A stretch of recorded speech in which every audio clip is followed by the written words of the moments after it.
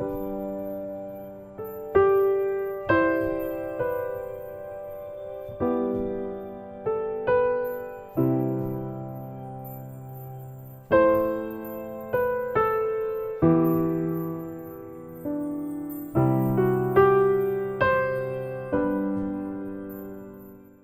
April 1914, Tommy Boyle became the first FA Cup winning captain to be handed the trophy by a reigning monarch, King George V. Boyle won all of football's major honours. He represented England and the Football League and played in over 500 matches in a professional career from 1906 to 1923.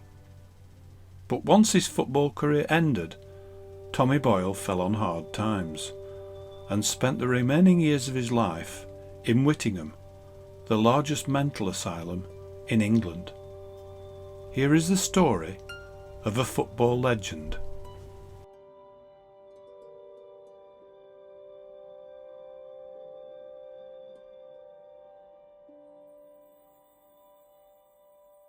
Thomas William Boyle was born in Platt's Common, a small mining village south of Barnsley. Thomas was born on the 29th of January 1886, the youngest child of 6 children to Irish immigrants Patrick and Ellen Boyle. Like most men in Platt's Common, Patrick Boyle was a miner, and his 2 sons followed him into the pit when they left school. From an early age, the young Thomas excelled at sport. He was a good runner and cricketer, but his obsession was football. In 1906, the Barnsley FC secretary, Arthur Fairclough, saw him playing at centre half for Elsecar Athletic in the Barnsley Minor Cup final. Fairclough was so impressed that he signed the 20-year-old the following day. Boyle soon became a first-team regular at Oakwell, and in 1907 the club reached its first ever FA Cup quarter-final.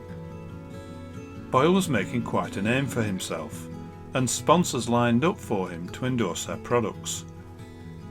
Tommy Boyle was even an attraction at Blackpool on the pier. Boyle was made team captain and was called up by the FA for an England trial. In January 1910, Barnsley began their FA Cup quest. After defeating Blackpool and Bristol Rovers in the first and second rounds, they beat West Bromwich Albion at Oakwell 1-0.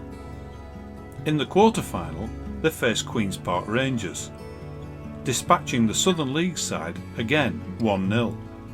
The semi-final draw saw Barnsley face First Division Everton at Ellen Road. Everton were clear favourites and were already tipped to win the cup that year. The game ended 0-0 and went to a replay at Old Trafford the following week. The replay saw one of the biggest giant killings in FA Cup history as Barnsley ran out 3-0 winners over Everton to reach their first ever cup final. Reaching the cup final was a great honour for any football club and reflected on the whole town. Facing Barnsley in the final were 3 times league champions Newcastle United, led by their well-known and popular captain Colin Veitch.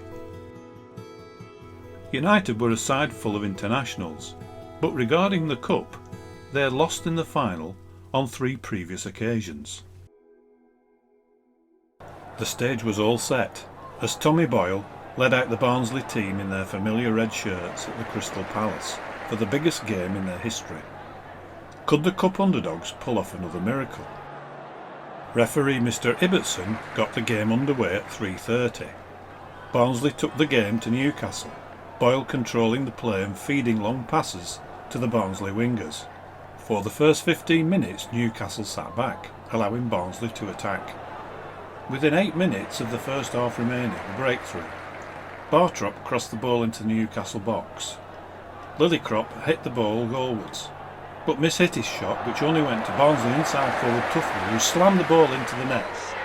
1-0 Barnsley. In the second half, Barnsley sat back and defended their lead, and Newcastle attacked, but the Barnsley defence cleared their lines again and again. Time was running out for Newcastle, and a change of tactics was needed. Shepherd, the Newcastle centre-forward, put the ball in the net, but it was ruled offside. In the crowd, anxious Barnsley fans checked their pocket watches as the minutes ticked by. A Newcastle cross into the Barnsley box found Rutherford to head the ball past the Barnsley goalkeeper. But wait, was he offside? Tommy Boyle remonstrated with the referee, but the goal stood. 1 each. 8 minutes left, and Newcastle looked for a winner, but with no injury time, Mr Ibbotson blew his whistle to end the game. Barnsley were devastated. Newcastle relieved. The cup replay took place at Goodison Park the following Thursday afternoon. Newcastle were much improved and were too strong for Barnsley, running out victors 2-0 to take the trophy. Barnsley had come close, and the defeat hurt. For Tommy Boyle, only winning was good enough. A month after the replay, Barnsley travelled abroad, on their first European tour, taking in a number of matches across 4 countries, in France, Germany, Austria and Hungary. At the end of the 1910-11 season, with no FA Cup run, and Barnsley struggling to balance the books, they decided to sell their prize asset. Boyle's transfer was down to Burnley secretary John Howarth and chairman Harry Windle, who were prepared to pay the record fee of £1,150 to bring the centre-half to Turf Moor. Boyle made an immediate impact, and Burnley rose up Division 2. The following season, Tommy Boyle was capped by the Football League and played at centre-half versus the Scottish League, a match held at Turf Moor. Burnley began the 1913 FA Cup competition with a visit to Leeds City at Ellen Road, winning 3-2 to see them into the second round and a home tie with Gainsborough Trinity. Burnley won 4-1, but the Burnley board was so impressed with Trinity's defence they bought goalkeeper Ronnie Sewell and both fullbacks after the game had finished. In the third round, Burnley beat Middlesbrough 3-1 at Turf Moor to set up a quarter-final tie against neighbours Blackburn Rovers at Ewood Park. In a tight game, Burnley won 1-0 with a headed goal by Tommy Boyle, and the Clarets were in their first ever FA Cup semi-final. When the draw was made, Burnley faced Sunderland at Bramall Lane. Sunderland were currently top of Division 1, but had never won the cup. They were a talented side led by their tough, no-nonsense captain, Charlie Thompson. The semi-final ended 0-0 and went to a replay at St Andrews the following week. Burnley took a 2-1 lead, when, allegedly off the ball, Thompson kicked Boyle under the kneecap, crippling him for the rest of the match. With no substitutes, Sunderland scored twice to win the game 3-2, and Burnley's cup dream came to an end. Burnley's season wasn't over. They still had 3 league games to play and could still gain promotion. A draw at Preston and victory over Wolves, followed by a 4-2 win at Leicester in their final game, saw the Clarets promoted back to Division 1. Burnley began the new season well. The new Brunshaw Road stand had been completed, and London socialite Lady Ottoline Morell, wife of Burnley's Liberal MP Philip Morell, was a visitor. Burnley's first round FA Cup campaign began on the 10th of January with a home tie against South Shields, the Clarets beating a strong North Eastern League side 3-0. In round 2, Burnley were drawn at home against Derby County, with their well-known centre-forward Steve Bloomer, and Burnley's Teddy Hodgson scored all 3 goals in a 3-2 Burnley win. In the third round, the luck of the draw brought another home tie, this time to Bolton Wanderers. Tommy was up against 2 of his former Barnsley teammates, Bob Glendenning and George Lillycrop. Burnley scored 3 goals without reply to put the Clarets through to the quarter-finals. The draw the following Monday pitched Burnley against Charlie Thompson's Sunderland at Roker Park, the side who had knocked them out in the semi-final the previous season. Burnley came away from Sunderland with a goalless draw to face a replay the following Wednesday afternoon. Nearly 50,000 fans packed into Turf Moor. Burnley took the lead after 5 minutes with a goal from Teddy Hodgson and increased their lead in the second half to go 2-0 up. Sunderland pulled a goal back to make it 2-1 and push for an equaliser, but the Clarets hung on for victory and a place in the semi-finals for the second year running. On the 21st of March, Tommy and Burnley winger Eddie Mosscrop were both called up for the England Interleague match versus the Scottish League played at Turf Moor. When the semi-final draw was made, Burnley faced Sheffield United at Old Trafford. Tommy up against former Barnsley and England teammate George Utley. Burnley trained at Lytham St Anne's the week before Old Trafford, but Tommy wasn't 100% fit. A chest infection had turned to pleurisy, but at a pre-match medical, Doc Hodges passed him fit to play. Before a crowd of over 55,000 at Old Trafford, the match itself ended in stalemate. Tommy clearly wasn't fit, and he grimaced every time he kicked the ball. A number of players picked up knocks, including Jerry Dawson, the Burnley goalkeeper. The replay took place at Goodison Park on April Fool's Day. Tommy's health had improved, his lungs were now clear. Ronnie Sewell substituted for Jerry Dawson in the Burnley goal. The first half was similar to the previous game, but in the second, Tommy rearranged the team, swapping Mosscrop and Nesbitt over on the wings. A Burnley effort hit the crossbar, and Bert Freeman had an appeal for a penalty turned down. With the game looking like extra time, something special was needed to break the deadlock. A Burnley free kick was crossed into the Sheffield box by Billy Watson, which hit the 5-man Sheffield wall. The ball came to Bert Freeman, who hit the ball goalwards, only for Gough to clear to Mosscrop. Mosscrop's shot was blocked and cleared again by Cook, the ball coming out to Boyle. Tommy spotted a gap between two Sheffield defenders. He caught the ball on the volley, striking it goalwards, straight through the gap in the now broken wall, the ball rising and closing on the United net. 1-0 to Burnley. The Clarets were hanging on towards the final minutes as Sheffield mounted a series of attacks. Referee Taylor finally put his whistle to his lips and blew for full time, and Burnley were in their first ever cup final. Tommy and his teammates returned to their training camp at Lytham the following week. Burnley had 3 league games before the final. The Clarets crashed 5-0 to Sheffield United the following Saturday, and then 2-1 to Middlesbrough the following week at home. But Burnley's form returned on Good Friday, with wins over Everton and then Derby. The referee for the Derby game, Herbert Bamlett, who would take charge of the cup final. 10 days before the cup final, it was announced in the press that His Royal Highness the King would be attending. The stakes were now massive. It became the Royal Final, the first visit of a reigning monarch to the cup final. Burnley's allocation of 18,500 cup final tickets soon sold out. Local firms were organising travel to the final, and the club had been given permission to wear the royal crest on their shirts following Prince Albert's visit to a match at Turf Moor the previous century. The great day had finally arrived, and it was a warm and sunny morning in London as thousands began arriving by train, horse-drawn carriage and motor car. From 10 a.m, Philip and Ottoline Morell were taking Burnley constituents around the Houses of Parliament.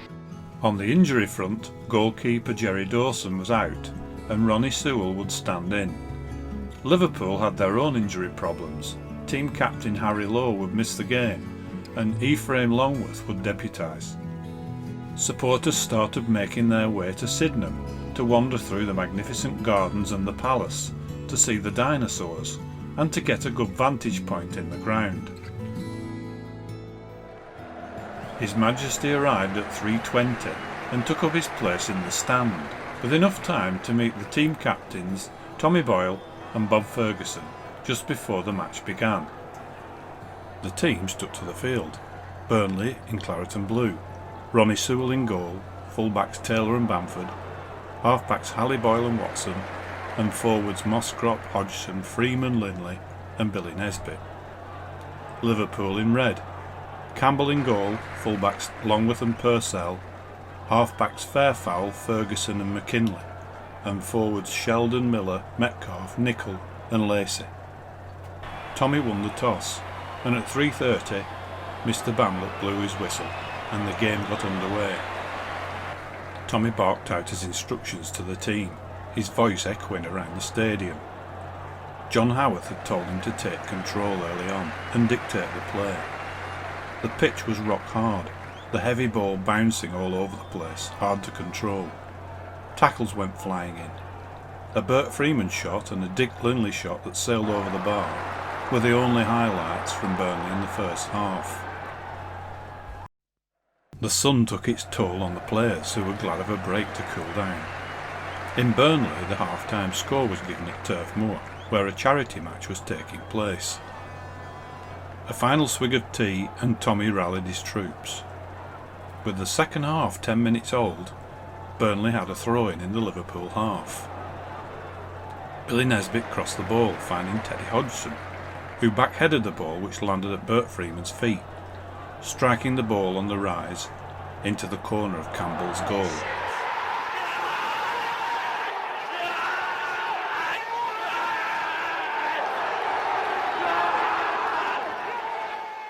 Liverpool rallied, still half an hour left. Burnley had more defending to do. Boyle was clattered and then Teddy Hodgson went down with a bad cut to the head. Burnley down to 9 men. Tommy returned to the fray. More Liverpool attacks, more defending. The heat was sapping legs, sweat poured, blood pumping, muscles tiring. Tommy shouting orders in that familiar Barnsley drawl. Bamlett checked his watch. Only minutes left. Play continued, but not long now. Come on, keep it together. Get back. Defend. Another attack thwarted. Sewell booting the ball long into the crowd. And then, out of the noise, the sweet sound of Bamlett's final whistle. It was all over, and Burnley had won the cup. Boyle stood, hands on bloodied knees, breathing in the atmosphere. The other Burnley players came over, joyous, elated, drinking in the greatest day of their lives. Proud families, wives and sweethearts in the crowd. Tommy tried to remember the protocols. Bow, thank His Majesty, raise the trophy.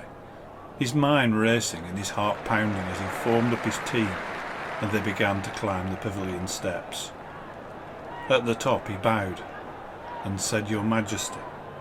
The King handed him the trophy, the silver glinting in the sun, the great names engraved upon its surface.